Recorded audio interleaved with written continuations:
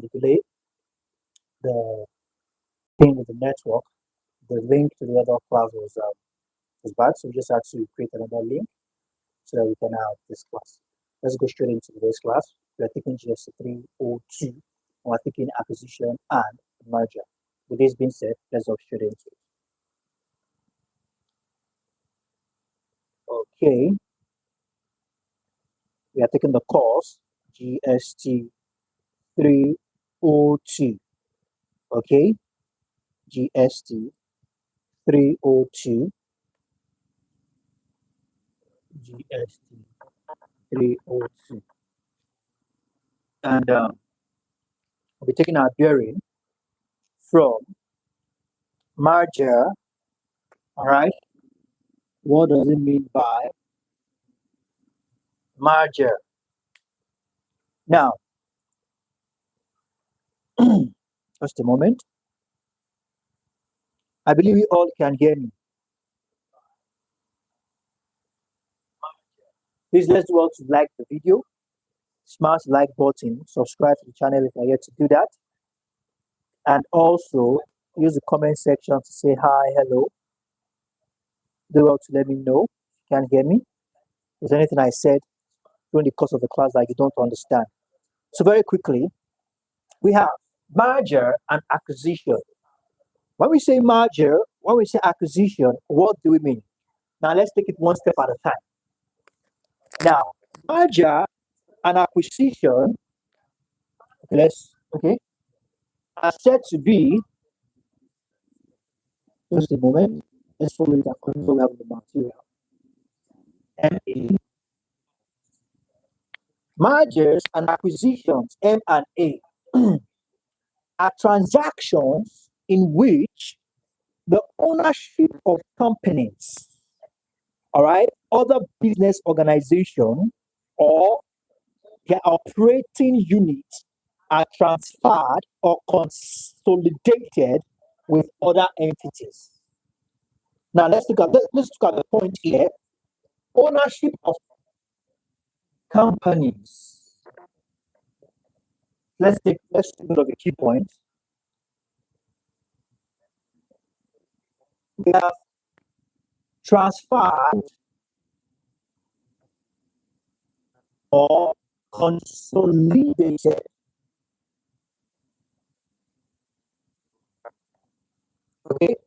transferred or consolidated with other entities. Simply put, when we say M&A, merger and acquisition, we are simply talking about that process. All right, we can otherwise refer to as amalgamation.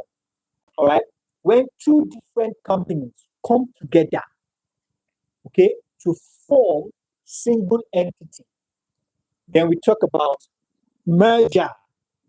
But acquisition here is when a company acquires the ownership of another company.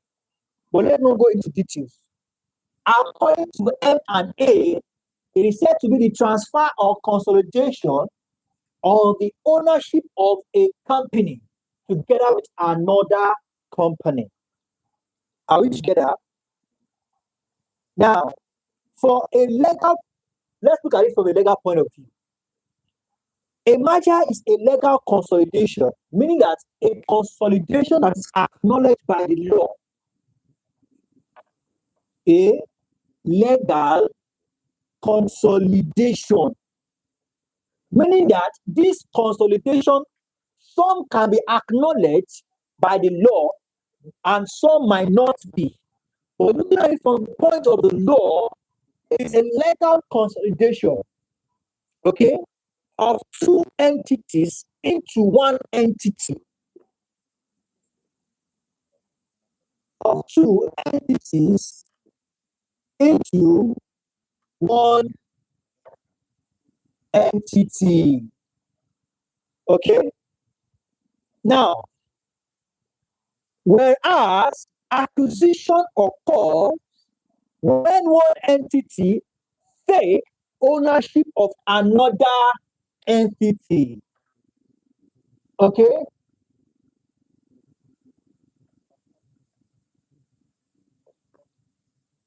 Of course, when, okay, one entity takes ownership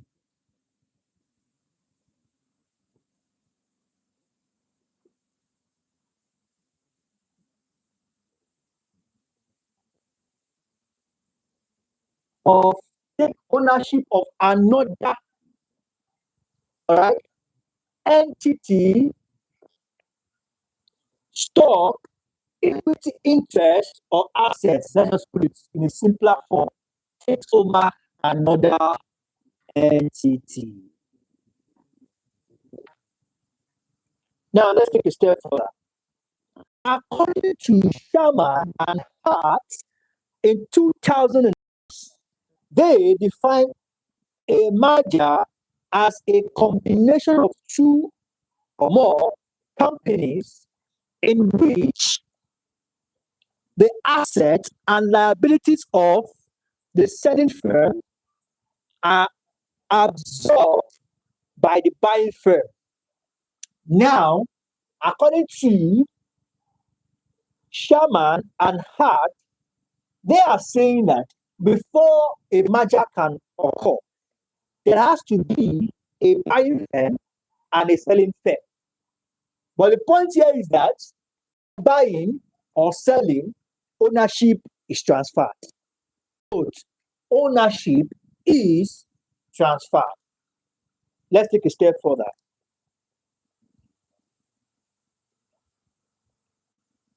An acquisition can also be a purchase, okay? Can also be the purchase by one company of a substantial part of the assets or the security of another, all right, company. Here, we are talking about still taking over, all right? Acquisition can also be as taking over, but legally. Are we together? So we have type of M&A. We have the horizontal merger, all right, and we have the vertical merger. The horizontal merger, so we have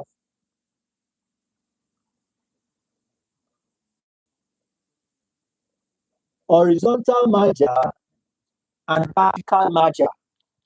The horizontal merger here occurs when two companies sell similar products, okay, to the same market. Similar products to the same market. The goal of the horizontal merger is to create a new, larger organization with more market share. Okay? New, larger what? Organization with more market advantages.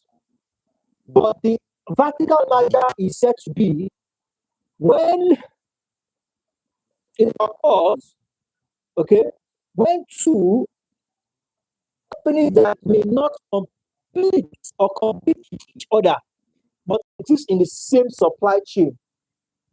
Okay? Two organizations that doesn't sell the same similar products, but in the same industry. Okay? Vertical merger takes two basic forms. We have the forward integration, whereby a firm buys a customer, and we have the backward integration, whereby a firm acquires a supplier. Okay, so we have that as that. There is something called conglomerates. Okay, conglomerate merger.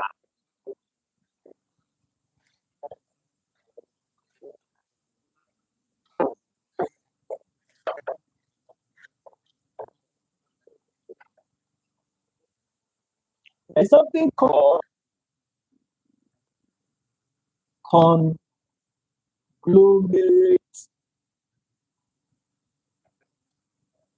merger. Here, we are simply talking about when two organizations sell products in completely different markets. There may be little or no synergy between their product lines or areas of business. Okay, the benefit of congruent merger is that new parent organization gain diversity in business portfolio. They are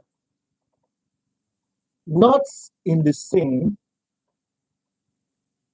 industry, do not sell similar products. So why does this happen? Because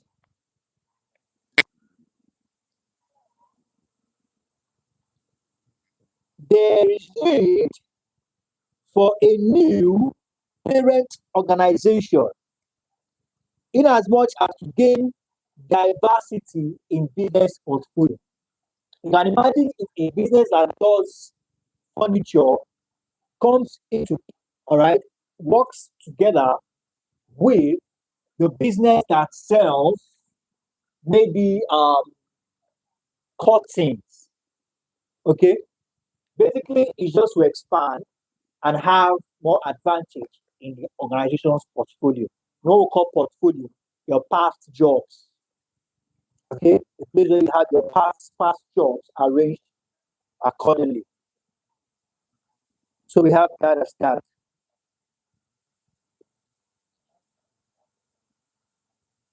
Some of the motives for mergers and acquisitions are growth, definitely, diversification of risks, also financial synergy, and building an empire. So we have that as that. So very quickly, I want to talk about the source of funds. It's going to be very straightforward. Now, all business need money, all right? Where the money comes from is known as source of finance.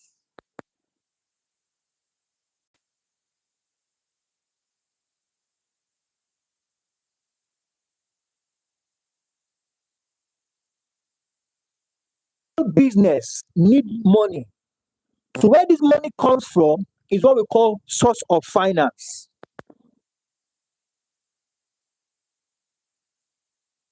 As can come from, all right, it could be internal.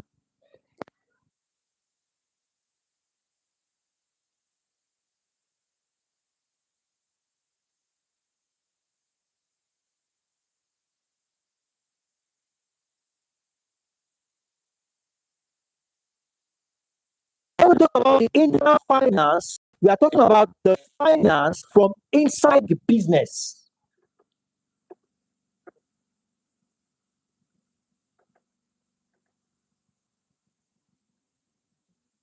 Finance from inside the business. And the external is finance from outside the business. New businesses starting up need money to invest in long-term assets such as building and equipment. Okay, they also need cash to purchase materials, pay salaries, and the likes, and bills. Source of finance are equity. All right. Generally, we have debentures, we have retained earnings, we have loans, we have working capital, and the likes. But when we talk about internal source of finance now, there are finances, okay, that is given, that is taken from the entrepreneur of the business owner savings, right?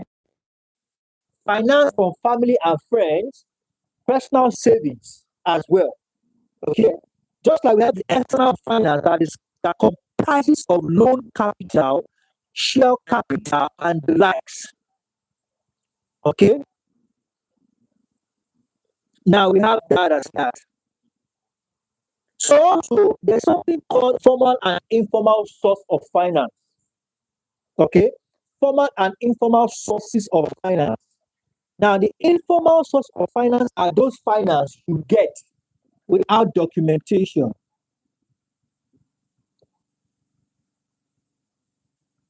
Okay, there are those finance you get, all right, do not require written and formalized agreements.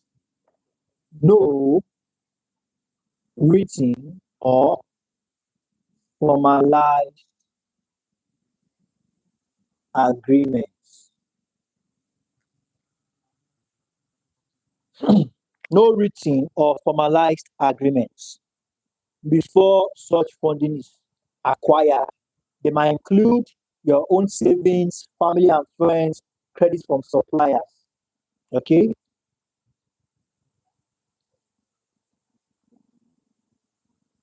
But when we talk about the formal, it's the opposite. Okay. Formal sources of finance. We are simply talking about those finance that requires proper documentation and legal agreements. The likes of bank loan, overdraft, leasing, venture capital, okay, government initiatives. Okay, so we also have that as that. So I think we'll call it here a wrap here for today. And with few more classes, we'll be calling it a wrap for the course. Now, our next class, we'll be talking about the concept of marketing. Okay, the concept of marketing. Thank you very much, everyone. You have a wonderful evening. I look forward to seeing you all in the subsequent. Bye.